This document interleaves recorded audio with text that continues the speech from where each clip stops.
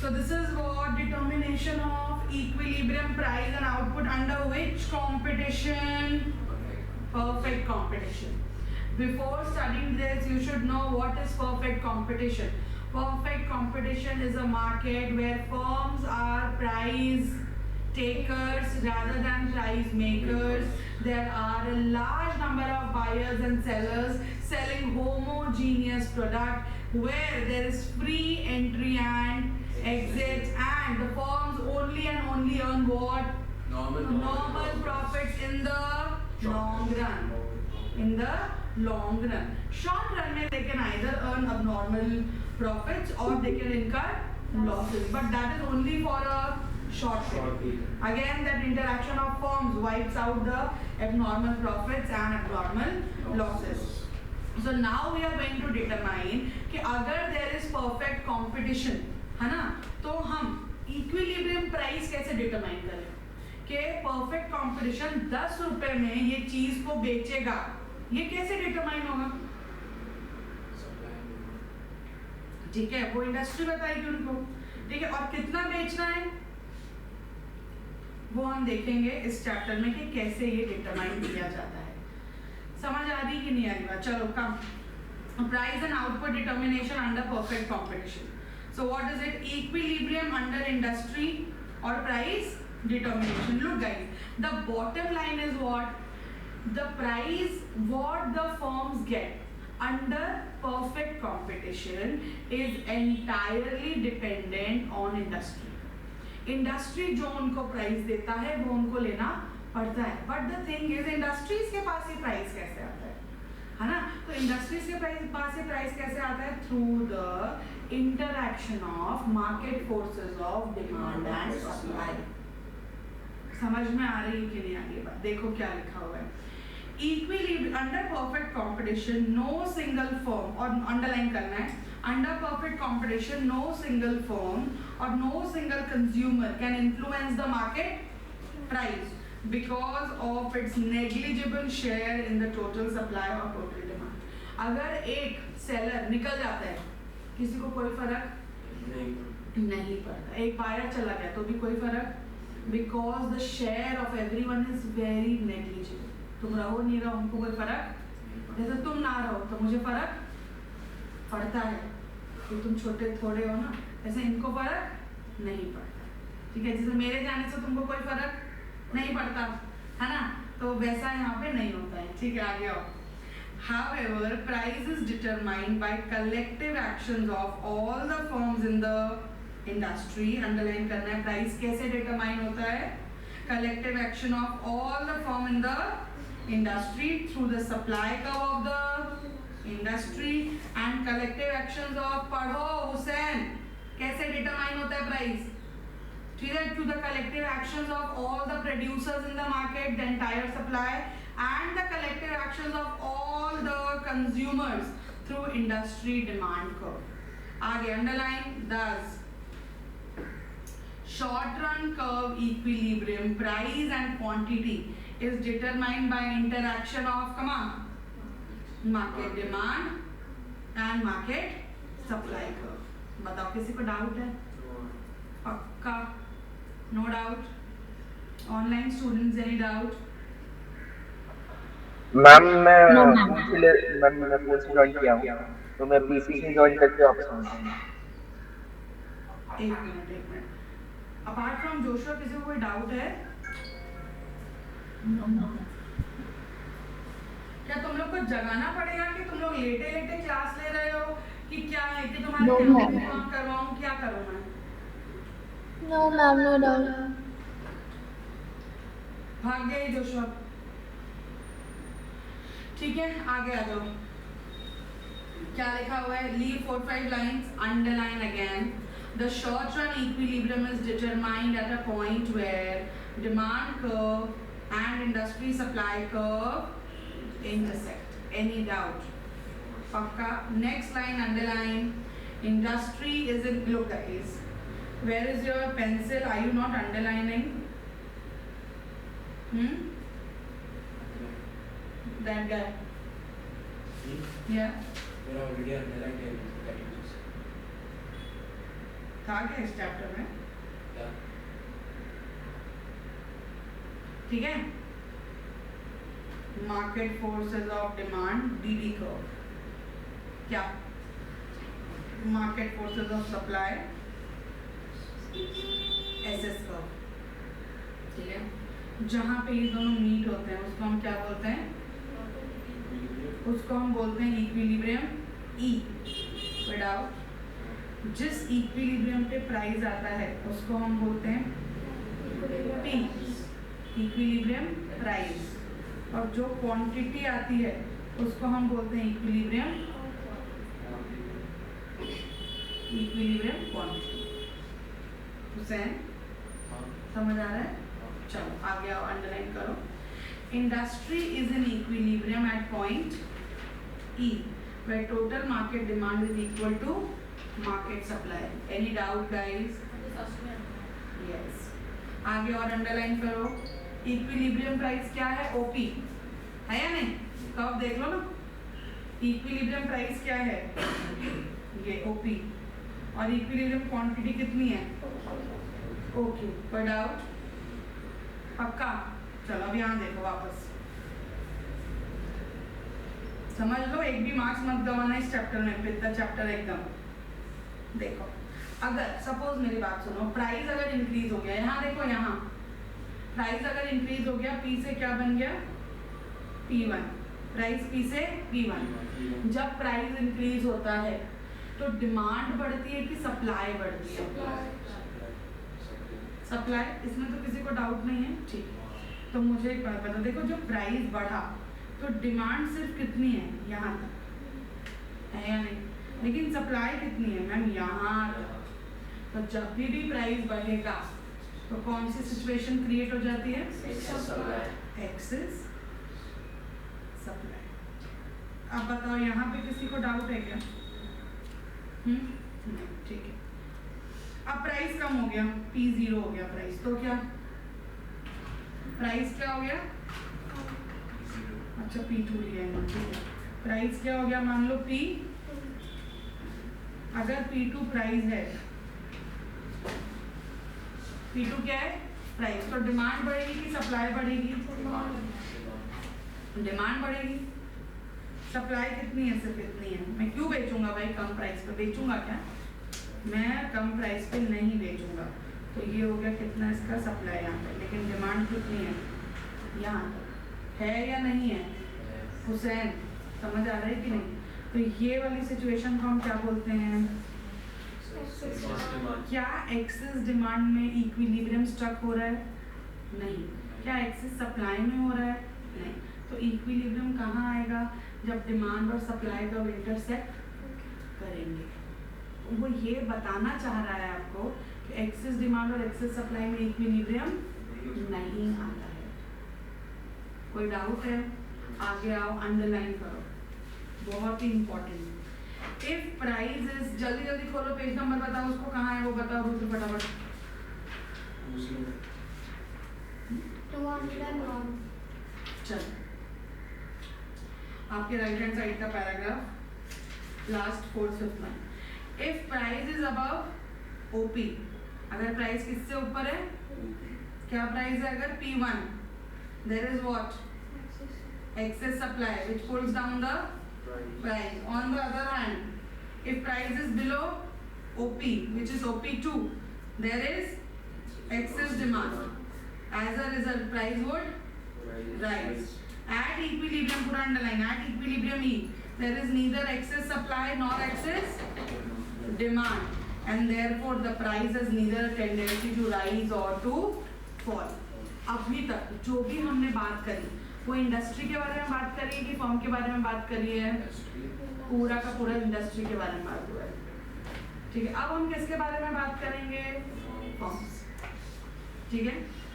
आ जाओ, bracket, underline, underline. A firm under perfect competition can not influence the firm is a underline. It takes the price as given. Put out, underline. The individual firm in perfect competition is assumed. कहाँ बैठ गए वहाँ जाके? The individual firm in the perfect competition is assumed to be facing a perfectly elastic demand, कौन सी demand होती है उसकी? Perfectly elastic demand for its product. अब देखो तुम लोग क्या लिखते हो? परफेक्टली इलास्टिक डिमांड ऐसे लिख देते हो, लेकिन क्यों, कैसे, वो लिखना जरूरी है, ठीक है? क्यों? Because any variation in its output over the range feasible for it, ठीक है, will have a negligible effect on the total supply and market price, that the effect can be safely assumed to be zero। अगर उसने कोई भी changes किए, price तो constant है, price में कोई भी चेंजेस किए तो वो नेग्लिजिबल है, उससे कुछ भी फर्क नहीं पड़ता। तो ये देखो जब हम बनाते हैं किसका कर्व, फर्म का कर्व, जस्ट इसके सामने ये हम लिख देंगे इंडस्ट्री और ये किसका है? फर्म। तो ये हो गया X axis, Y axis, same यहाँ पे, सेम यहाँ पे क्या आ गया? प्राइस, और यहाँ पे क्या आ गया? आउटपुट। हाँ या नहीं? ये देखो यही प्राइस लेना पड़ेगा उनको कि नहीं? यही प्राइस उनको लेना पड़ेगा। तो ये क्या है? ओपी उसका प्राइस, परफेक्ट कंपटीशन में प्राइस, एवरेज मार्जिनल रेवेन्यू और एवरेज रेवेन्यू तीनों इक्वल होते हैं या नहीं होते? और जब आप प्राइस इलास्टिसिटी ऑफ डिमांड पढ़ते हो चैप्टर 4, उसमें जब हम परफेक्टली इलास्टिक सप्लाई पढ़ते हैं तो वो क्या बोलता है? क्या बोलता है वो? आउटपुट। वो ये बोलता है कि nothing is demanded at a slightly higher price, है ना? मतलब अगर तुम इसका प्राइस बढ़ा दोगे ना तो कोई तुमसे कुछ भी नहीं लेने वाला, इसलिए आउटपुट चाहे कुछ भी हो, प्राइस में चेंजेस नहीं आएंगे। कौन सा कर्व होगा ये? Perfectly elastic curve. कोई डाउट है? आगे बढ़े, ठीक है? आ जाओ नीचे आ जाओ, 2-3 लाइन छोड़ के। Price OP is given to the firm, hence the firm is price taker, underline. The perfectly elastic demand does not imply that the firm can sell infinite amount at this given price. It only means that variation in production is feasible for it to make the price. इतना ही variation वो करती है जिससे price affect ना हो, बहुत ज़्यादा भी हो नहीं बेच सकती, ठीक है? नॉर्मली बेच सकती है। This also implies that firm has not to reduce the price to sell।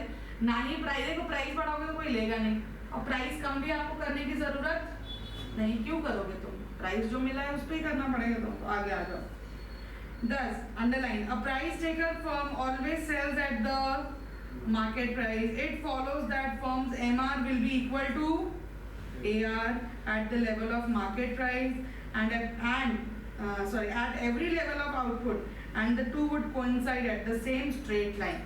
AR MR एक ही लाइन पे होंगे, तब हम बोलेंगे कि AR MR और प्राइस क्या होंगे? इक्वल। समझ में आ रही है कि नहीं आ रही है बात? तो हम ये बोलते हैं, हमेशा ध्यान रखो कि firm under perfect competition is output adjuster. क्या बोलते हैं? वो आउटपुट को एडजस्ट कर सकता है, प्राइस को नहीं कर सकता। नीचे आ जाओ,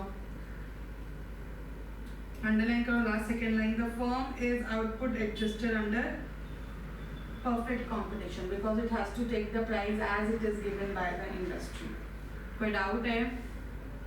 जल्दी बताओ, जल्दी। कोई डाउट है ऑनलाइन स्टूडेंट्स? No ma'am. चलो आगे आओ। No ma'am. In order to determine the profit maximizing output, यहाँ भी हमको क्या निकालना है? Profit maximizing output, the firm has to meet कितनी कंडीशन?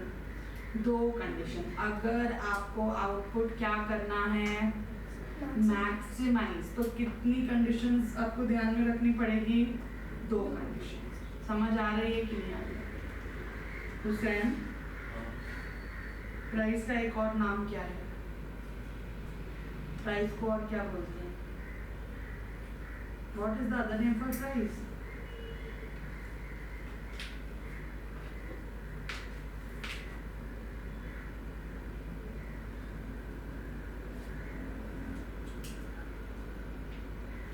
क्या हुआ? कॉस्ट, प्रोडक्शन फंक्शन, रेवेन्यू सब पढ़ा है ना तुमने? क्या बोलते हैं प्राइस को?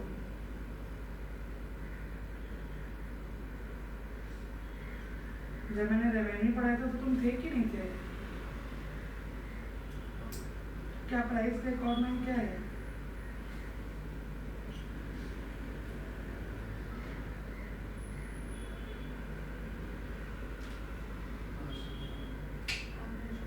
Average revenue.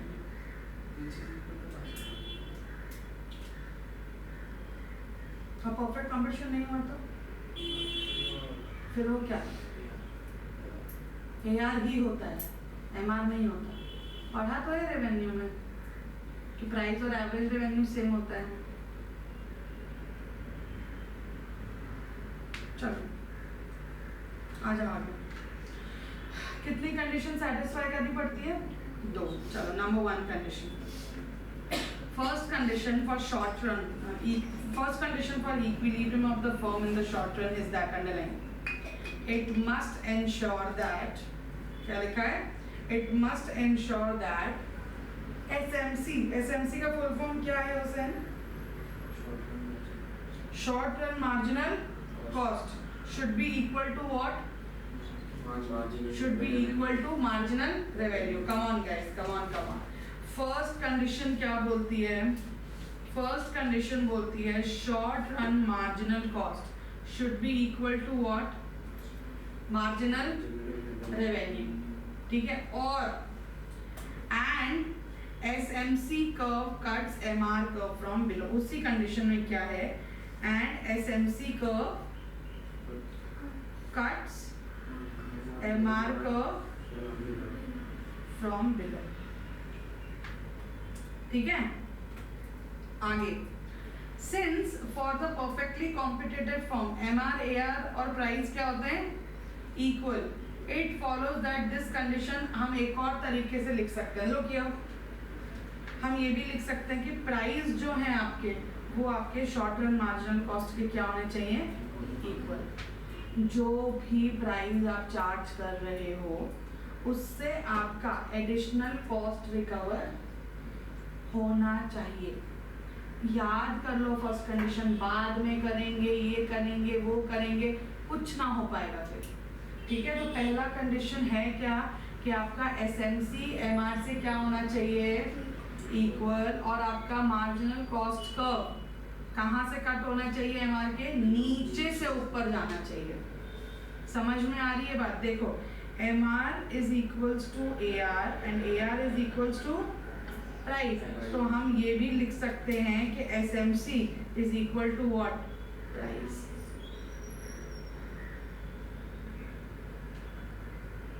Any doubt? Rudra. Number 2 condition देखो क्या लिखा हुआ है। It is possible that a firm under perfect competition while maximizing its profit. Look guys, जब भी फर्म अंडर परफेक्ट कंपटीशन अपने प्रॉफिट्स मैक्सिमाइज कर रही है तो ये पॉसिबिलिटी है कि शॉर्ट रन में वो 3 चीजें कमा सकती है। क्या कर सकती है? 3 चीजें। एक में क्या हो सकता है? अबनॉर्मल प्रॉफिट्स, एक में नॉर्मल प्रॉफिट्स और एक में क्या हो सकता है? लॉस। हो सकता है या नहीं हो सकता? तो देखो क्या लिखा है, underline. Weather a firm earns abnormal profits, normal profits और इनकर losses depends on its what? Cost and revenue condition. Cost और revenue condition पे ही ये डिपेंड करता है कि वो प्रॉफिट कमाएगी या लॉस इनकर करेगी। हाँ या नहीं? बताओ जल्दी। देखो यहाँ देखो,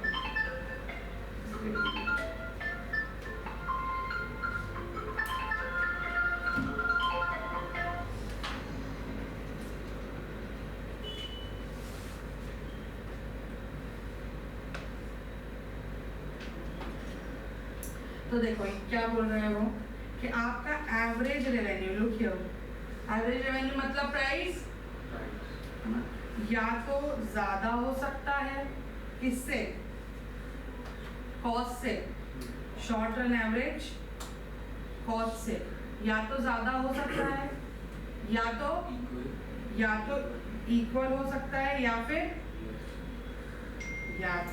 लेस देन हो सकता है, कुछ भी हो सकता है। अगर देखो AR is greater than SAC तो क्या होगा Hussain?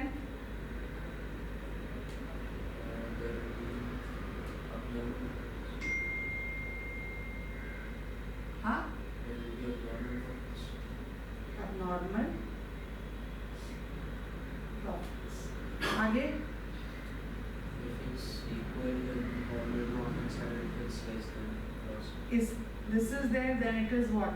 Normal. Losses. Yeah, loss. If this is there, It's it equal. is normal. Normal. It is normal profits. Give me a revenues are equal to short-term average cost. It is what? Normal profits. Yes or no? Yes. देखो क्या लिखा हुआ है आगे देखो. If average revenue is more than, come on, average cost, it means the firm is incurring. Underline कर लो ये सब. अगर average revenue ज़्यादा है average cost से, it means the firm is earning abnormal या supernormal profits. If average revenue is less than the cost, it is incurring losses, and if it is equal, it is just earning what? Normal profits. Yes or no? कोई doubt है क्या किसी को? पक्का? क्या है दो conditions बोलो. पहली condition क्या है? Short run marginal cost should be equal to marginal revenue, and the marginal cost should cut the marginal revenue from below. ठीक है. उसके बाद आप क्या लिखोगे कि a firm under perfect competition, ठीक है, क्या करती है? While maximizing its profit faces what? 3 conditions, and 3 conditions are this. बताओ कोई doubt है क्या? Come on. What exactly is SMC? Short run marginal cost chapter में जो पढ़े. Okay, so it's basically margin cost. Yeah. It is marginal cost only जो अपने cost chapter में पढ़े. Clear है बात? बताओ इसमें अब कोई doubt है? दो कंडीशन समझ में आ गई. अब बेसिकली जो डायग्राम है ना, जो कर्व है, वो इन्हीं तीनों का है. इस कंडीशन का कोई कर्व नहीं है. ये कंडीशन बोलती है कि वो दोनों इक्वल होने चाहिए और हमारे उसके नीचे से जाना कट करना चाहिए एमसी कर्व. जो भी डायग्राम है वो इसके हैं. अगर तुमको सिर्फ एग्जाम में ऐसे पूछता है 2 मार्क्स के लिए सिर्फ कि कंडीशन बताओ, तो एक्सप्लेन करके छोड़ दो कंडीशन. लेकिन अगर 4 मार्क का आता है how price and output is determined under perfect competition, तो आपको ये तीनों कर्व बनाने पड़ेंगे. ठीक है. बुक वाले कर्व समझ में आते हैं 100% तो वेल एंड गुड. नहीं आते तो चुपचाप बना लेना प्रॉब्लम. ठीक है. देखो अब सुन लो.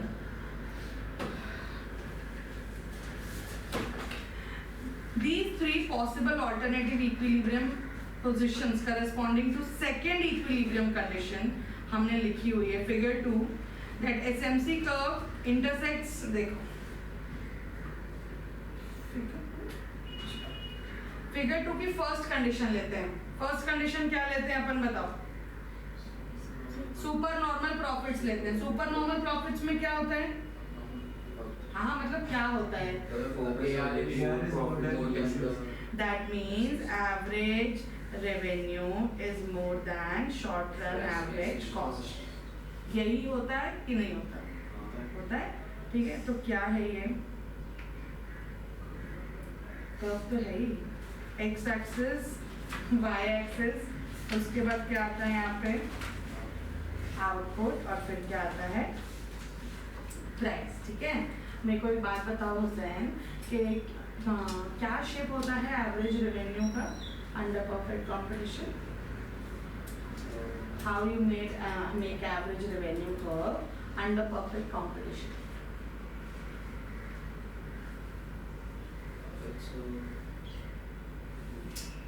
You shape? No, nobody else has to use this. Joshua only, I think, this guy who's raising hand. I don't know. Huh. What is the shape of average revenue under perfect competition?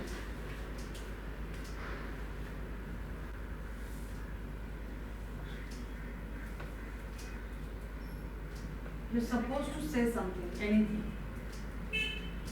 U, L, inverted S, upward, downward, backward, elastic, inelastic.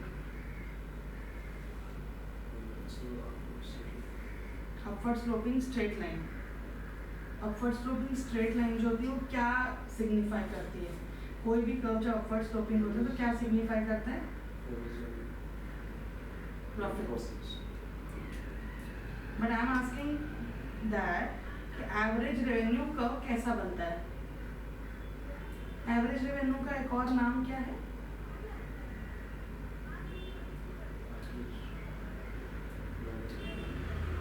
Average revenue का what is the other name of average revenue?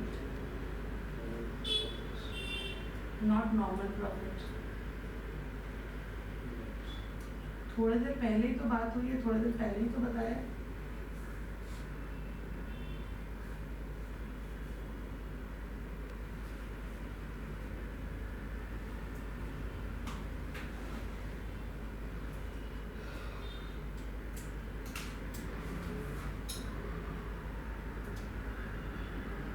अभी हमने थोड़ी देर पहले क्या पढ़ा था कि industry से प्राइस लेता है परफेक्ट कंपटीशन, है ना? लेता है कि नहीं लेता?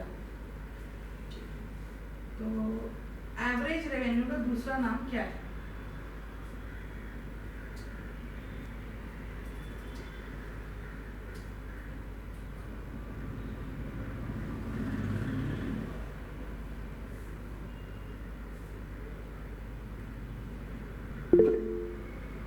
नहीं जोशुआ, होल्ड योर लॉसेस।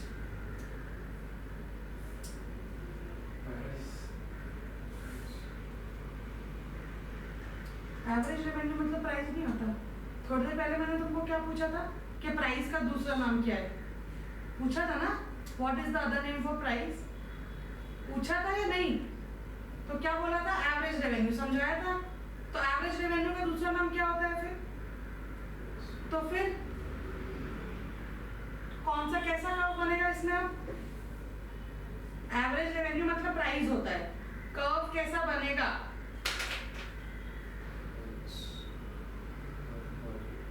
हाँ, क्या क्या बोल रहे हो हुसैन? मतलब बताओ तुम, मतलब बोल ही नहीं रहे हो एक्चुअली। एवरेज रेवेन्यू का कर्व क्या बनेगा? horizontal straight line because it is a perfect competition। ये लिखने के बाद भी याद नहीं हो रहा है तुमको? बार बार मैं लिख रही हूँ, यहाँ भी लिखा है मैंने ये सेम कि AR MRP सब इक्वल होते हैं अंडर परफेक्ट कंपटीशन। थोड़ा तो जोर डालो यार दिमाग पे।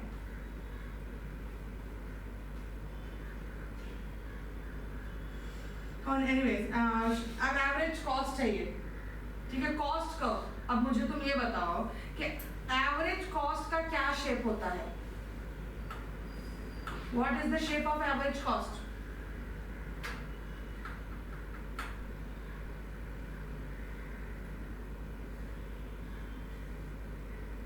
कॉस्ट चैप्टर में पढ़ा है ना?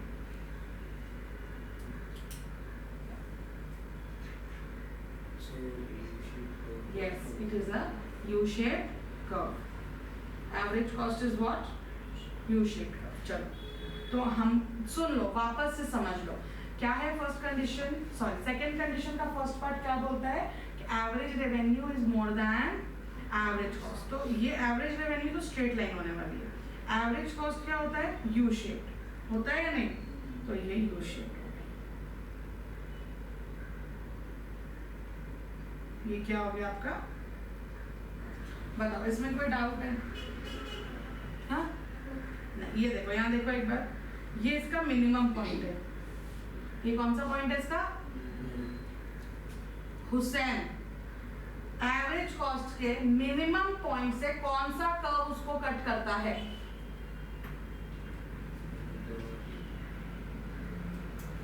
Which curve cuts? Yes, yes. कौन सा कर्व कट करता है? Marginal cost. क्या? Marginal cost. समझ में आ रही है कि नहीं आ रही है? बात ये देखो, ये आया यहाँ से। मैम मार्जिनल कॉस्ट क्यों बनाना है? अब हम तो एवरेज रेवेन्यू और एवरेज कॉस्ट पढ़ रहे हैं ना, तो मार्जिनल कॉस्ट का कर्व क्यों बनाना है? ये सिंपल आ गया आंसर, है ना? लेकिन क्योंकि हम मार्जिनल रेवेन्यू, तो आप मार्जिनल रेवेन्यू से उसको शो करोगे। ये देखो, यहाँ से नीचे से आया, ये इसको मिनिमम पॉइंट से कट किया और कहाँ चला गया? ऊपर। तो ये कौन सा कर्व बन गया? Marginal cost. बताओ समझ में आ गई कि नहीं आई बात? ठीक है। और उसके बाद ये है ना, ये वाला जो ट्रायंगल आ रहा है रेक्टेंगल, ये वाला जो रेक्टेंगल आ रहा है जिसका नाम इन्होंने दिया है पी बी ई और एस, वो क्या हो जाएगा, ये पूरा, ये क्या है, ये पूरा रेक्टेंगल क्या शो करता है, अब नॉर्मल प्रॉफिट्स। तुमको आता है ये कर्व बनाना? नहीं आता? तुमको आता है? पक्का? रुक जाओ बेटा तुम लोग, ठीक है, बनाया, समझ आया कि नहीं? जिसको नहीं आता वो ये कर्व बना लो, अगर आता है ना तो भी बना लो, ओवर कॉन्फिडेंस की दुकान। अब मैं बुक बंद करवाती हूँ तुम लोग से और तुम खुद बनाओ फिर लॉसेस का कर्व। समझो, यहाँ देखो, एक बार वापस देखो, रेवेन्यू का कर्व ऊपर है, देख लो, बाद में बनाना, रेवेन्यू का कर्व ऊपर है या नहीं, और देखो कॉस्ट दोनों, चाहे मार्जिनल हो चाहे एवरेज हो, दोनों उसके नीचे है या नहीं है, है। तो ये वाला जो पूरा एरिया है इसका मतलब ये क्या है, अब नॉर्मल प्रॉफिट्स। कोई डाउट है क्या? पक्का? बनाओ, जल्दी बनाओ फटक से, ये कर्व बनाओ, इसके नीचे तुरंत एक्सप्लेनेशन लिखा है, एक्सप्लेनेशन भी लिख लो, समझ आ जाएगा तुमको क्या लिखना है। नहीं है किसी के पास के, तुम्हारा रोज का हो गया, लो ये लो,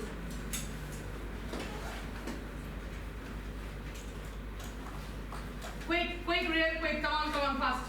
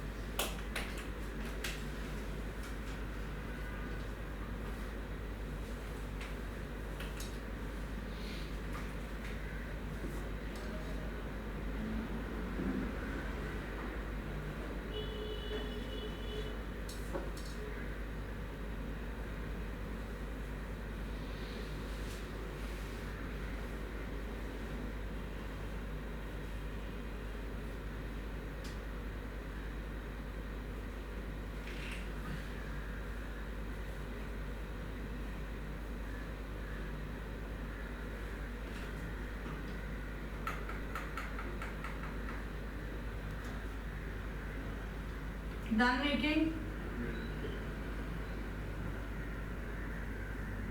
वापस बनाओ क्या?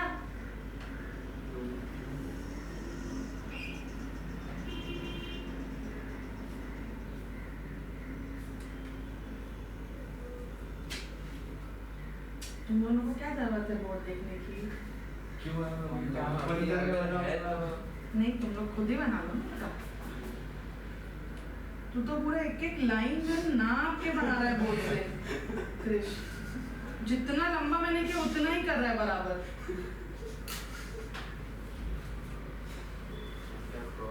दिखा जरा देखूं मैं भी। अच्छा, लेबल कौन करेगा? तुम लोग लेबल क्यों नहीं करते? पहले लेबल करते, कहीं मेरे को देखा है कि पहले मैं कर्व बनाती हूँ फिर लेबल करती हूँ। पहला काम ये लेबल करना, एक्स एक्सिस में क्या, वाई एक्सिस में क्या। चला जाएगा भाई टाइम, कोई नहीं बोलेगा तुमको कर्व बनाने, बना लो, 1-1.5 महीना और है। न्यू ईयर, क्रिसमस, बर्थडे सब आएंगे अगले साल। तुम चाहते हो तो 12th बोर्ड भी आ सकता है, but it depends. Arishta, Gauri, Shrutika, Naysha, Joshua, तुम तीनों की, चारों पांचों के कर्व बन गए ये? हाँ मैम। Yes ma'am. लास्ट में बोलेगा कि नहीं बोलेगा। चलो हो गया, नंबर 2 में आ जाओ। अच्छा लिखो, चलो इसके नीचे लिखो, कौन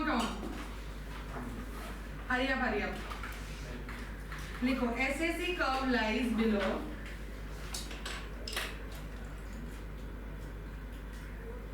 SAC curve lies below.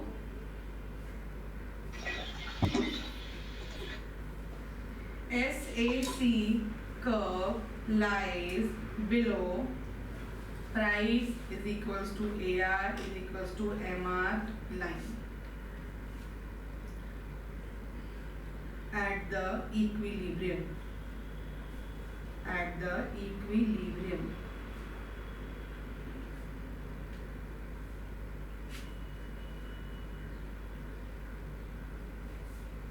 At the equilibrium लिखा.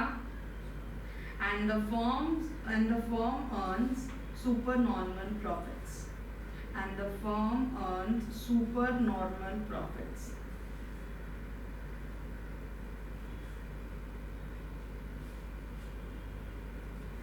Full stop. Equilibrium output is OQ. Equilibrium output is OQ.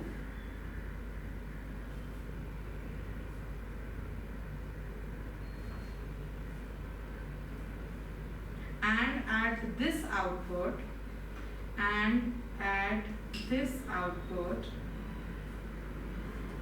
and at this output,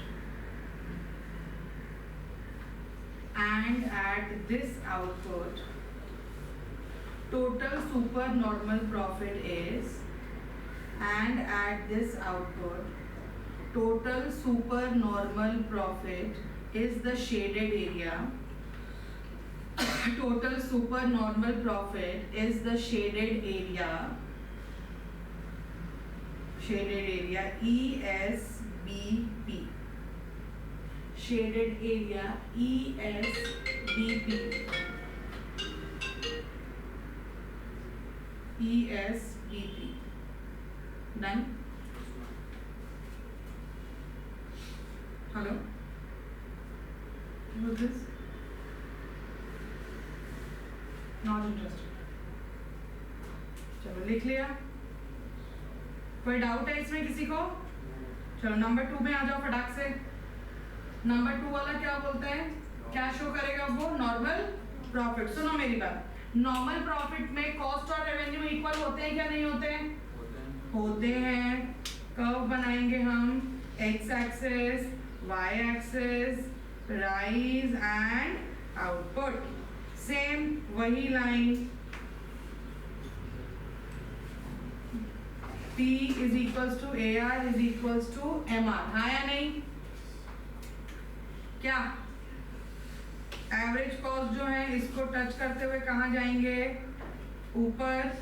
ये इसका मिनिमम पॉइंट है ना? मिनिमम पॉइंट से कौन कट करता है?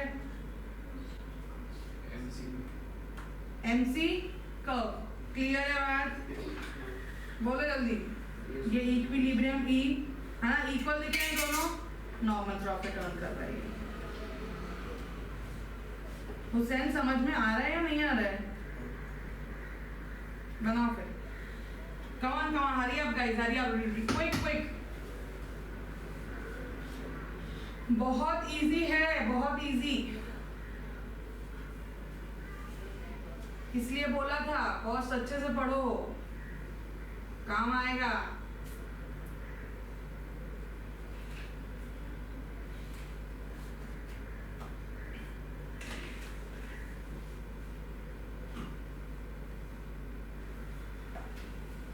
तो पेपर कैसा बना?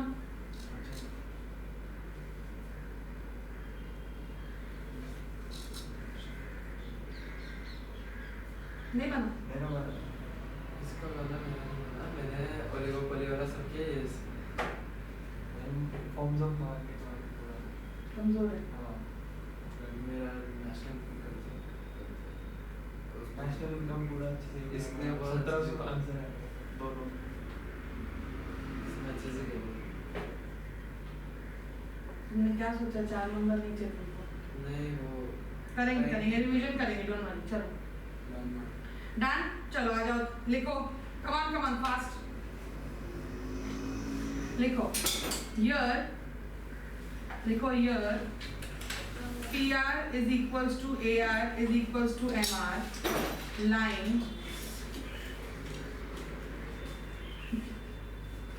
here PR is equals to AR is equals to MR line is tangent to is tangent to is tangent to SAC curve is tangent to SAC curve and the firm covers all its average cost and the firm cover all its average cost.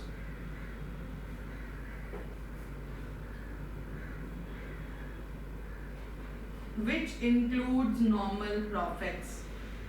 Which includes normal profits.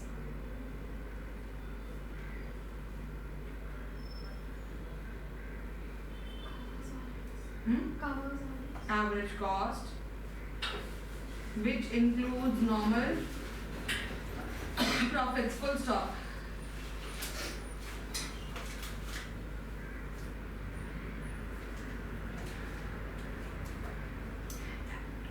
The firm is in equilibrium at point E. Come on.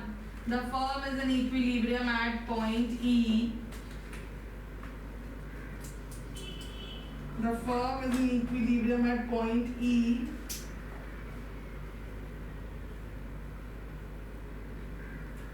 Where OP is the equilibrium price and OQ is the equilibrium output. point E where OP is the equilibrium price and OQ is the equilibrium output.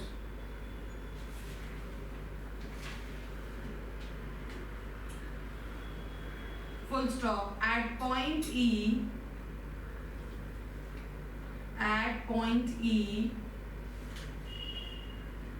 MC is also equal to MR.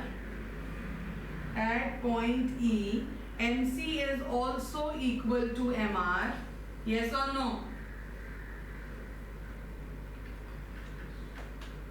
And MC curve cuts MR curve from below.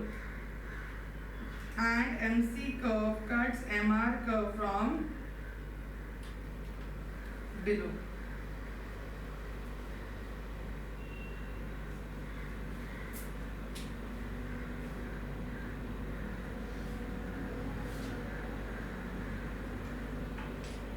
लिख लिया? बताओ। पर doubt? Hussain समझ आ रहा है कि नहीं?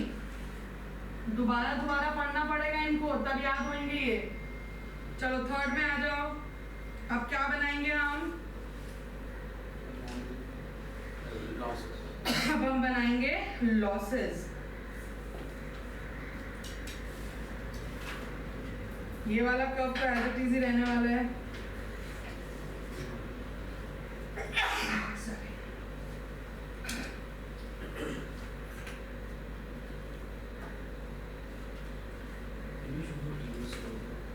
कब?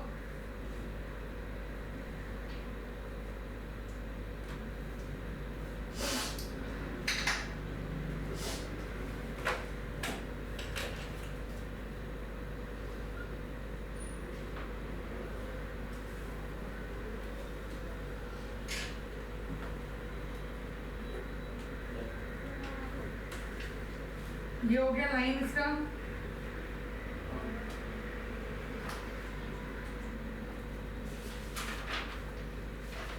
जो एवरेज कॉस्ट है ना, अब वो रेवेन्यू से ऊपर होंगे कि नीचे होंगे? जल्दी ऊपर होंगे। फर्स्ट टच नहीं होंगे, बहुत ऊपर है तभी तो क्या हो रहा है? लॉस। तो ये देखो, ये तुम्हारा SAC क्या है? SAC। ये इसका मिनिमम पॉइंट है या नहीं? इसके मिनिमम पॉइंट से कौन कट करता है इसको? MR? MC।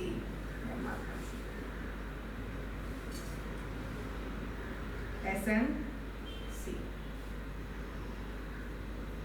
cuts from below.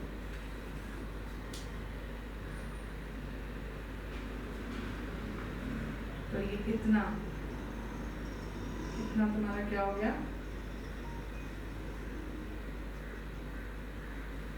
ये इतने तुम्हारे क्या हो गए। देखो यहाँ तक मार्जिनल कॉस्ट जहाँ से ऊपर जा रहा है ना, जहाँ से मार्जिनल कॉस्ट ऊपर जा रहा है वहाँ तक आप देखोगे ये क्या है आपके लॉसेस।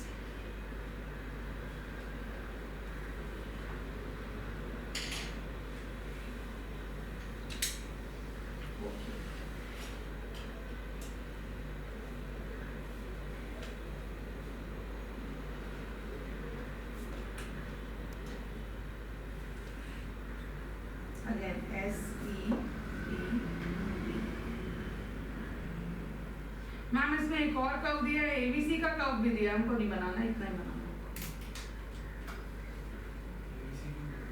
एबीसी दिया है इसलिए हो गया, ये देखो इसलिए दिया है, यहाँ देखो ये तुम्हारा प्राइस एआर और एमआर है, ठीक है। ये एबीसी मतलब ये इतना सा एबीसी कवर कर रहा है, वो short run average variable cost इतना सा कवर कर रहा है, लेकिन एवरेज कॉस्ट ये इसका मिनिमम पॉइंट है, लेकिन एवरेज कॉस्ट वो जरा भी कवर नहीं कर रहा, वो दिखा है। और एमसी जो है वो दोनों को कट करके ऊपर जा रहा है, तो अपन को इसकी कोई जरूरत नहीं है, अपन सबने एवरेज कॉस्ट बनाया है वही बना, वेरिएबल कॉस्ट है। बताओ समझ आ रहा है कि नहीं? बनाओ बनाओ जल्दी बनाओ।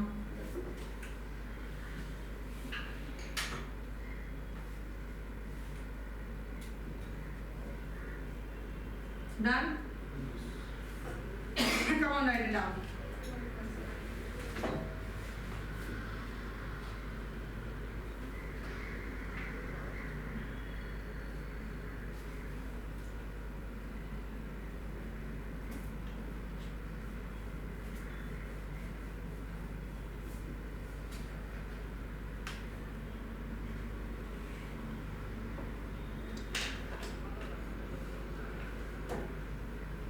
लिखो SAC curve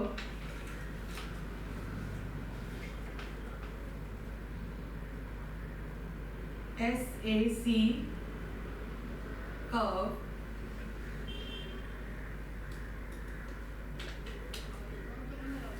SAC curve lies above SAC curve lies above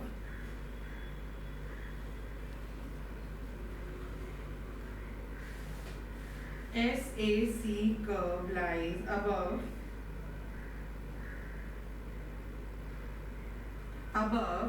P is equals to AR is equals to MR line.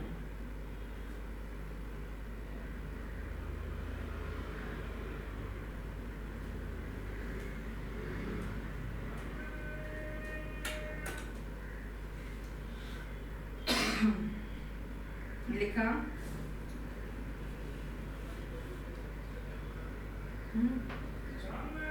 आगे बढ़े, चलो लिखो आगे।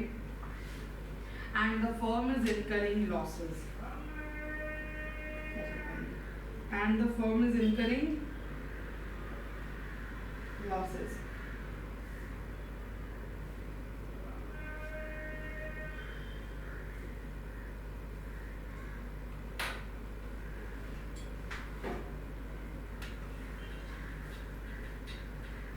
लिखा, आगे लिखो।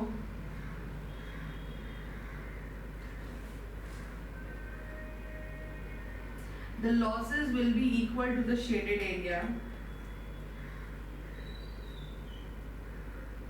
The losses will be equal to the shaded area.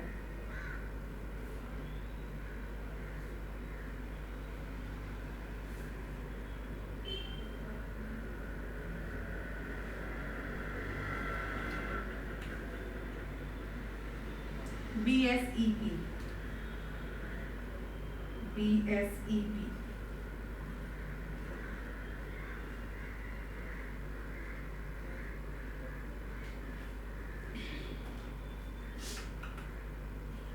BSEP.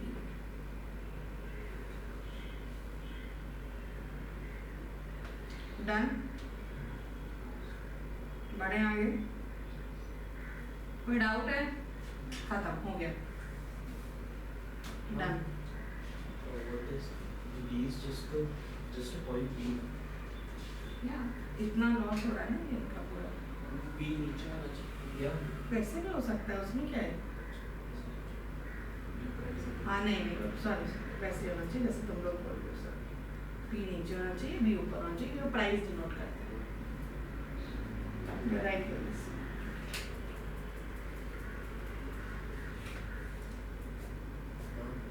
Yeah.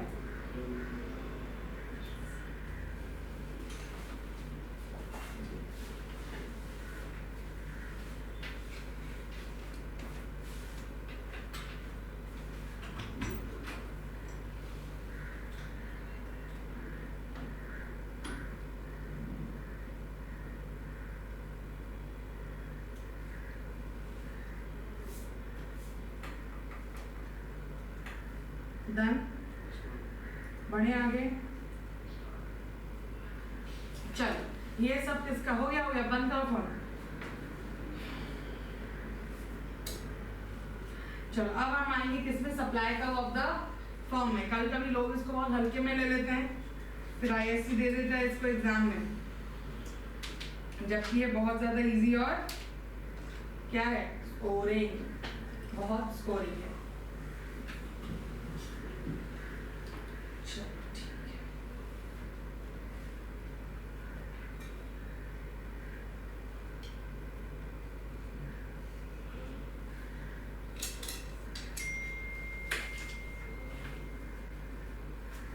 आ जाओ अब हम पढ़ते हैं supply curve of the firm.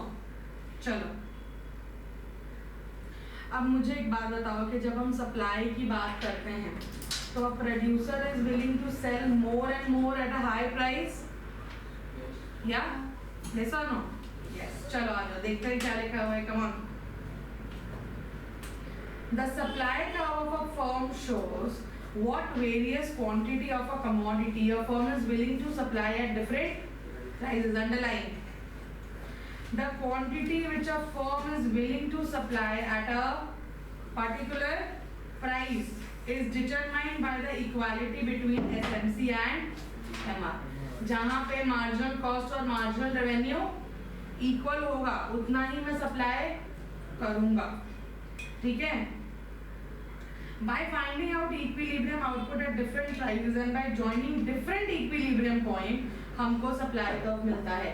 जब हम अलग अलग इक्विलिब्रियम पॉइंट्स को ज्वाइन करते हैं तब जाके हमको क्या मिलता है, supply curve of the firm. समझ आ रही कि नहीं आ रही बात? चलो देखो अब यहाँ पे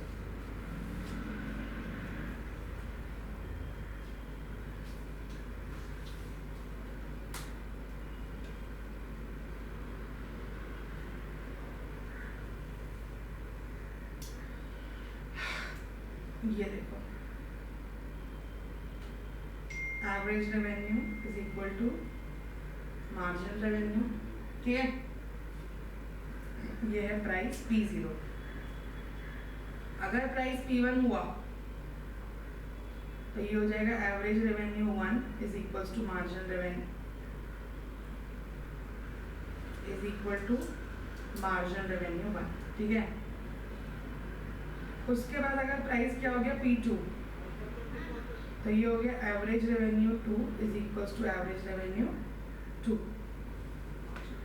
ठीक है? अब प्राइस मान लो कितना हो गया P4 तो ये हो गया average revenue 3 average revenue 3 and marginal revenue. अब मुझे बताओ तुम अगर प्रोड्यूसर हो तो तुम कौन से प्राइस पे बेचना चाहोगे? P3। किस पे बेचना चाहोगे? P3। अब हम बात करते हैं इसकी, एवरेज वेरिएबल कॉस्ट होता है या नहीं होता? आप क्या चाहते हो, एवरेज वेरिएबल कॉस्ट कवर हो या ना हो? एवरेज कॉस्ट कवर हो या ना हो? मैम अगर एवरेज कॉस्ट कवर हो गया तो nothing like that, variable cost भी कवर, फिक्स्ड कॉस्ट भी कवर, मतलब पूरा एवरेज कॉस्ट भी कवर। अगर तुम्हारा प्राइस P0 है, समझ लो अगर प्राइस क्या है P0 तो कौन सा कर्व हम बनाते हैं? ये मान लो तुम्हारा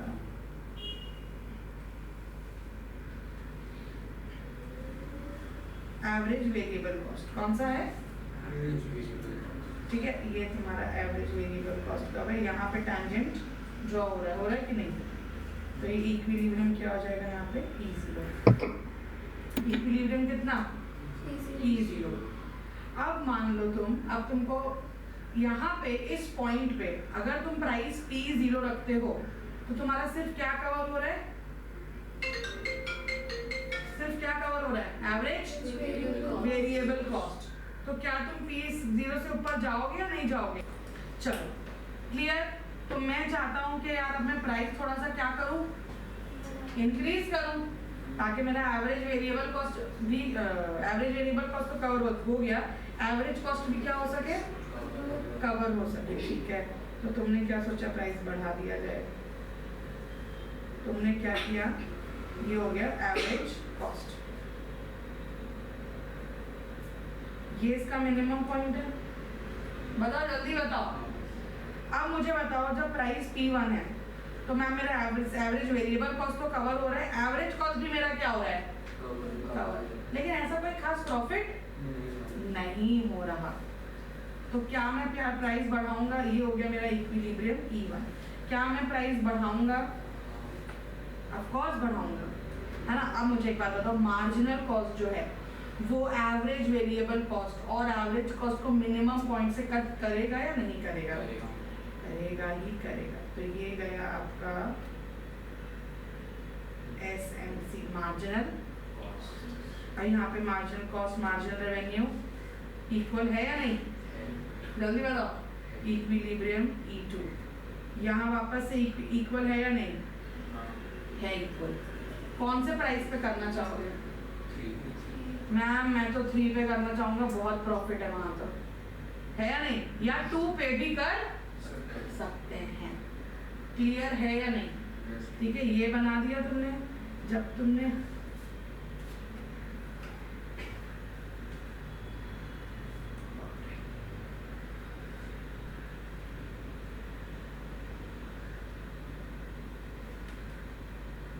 तो फिर खुद से वो पूरा रीड करना।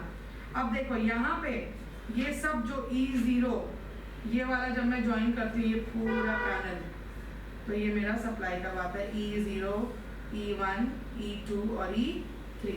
तो ये क्या है, supply curve of the firm. क्या है ये? Supply curve of the firm. बताओ, कोई doubt? Clear? Please give it a quick read. Online students, Yes, ma'am. where is this girl, Shrutika? Yes, ma'am. Ma'am actually वो भी जा रही है अकाउंट्स का मॉक देने, तो वो चली गई। कौन सा मॉक दे रही हो, 1 या 2? 2। तुम लोग सब आज मॉक 2 दे रहे हो क्या? Yes ma'am. ठीक है, चलो। तो जब हम पढ़ते हैं ये, तो क्या लिखा हुआ है, look guys, come on fast very quick.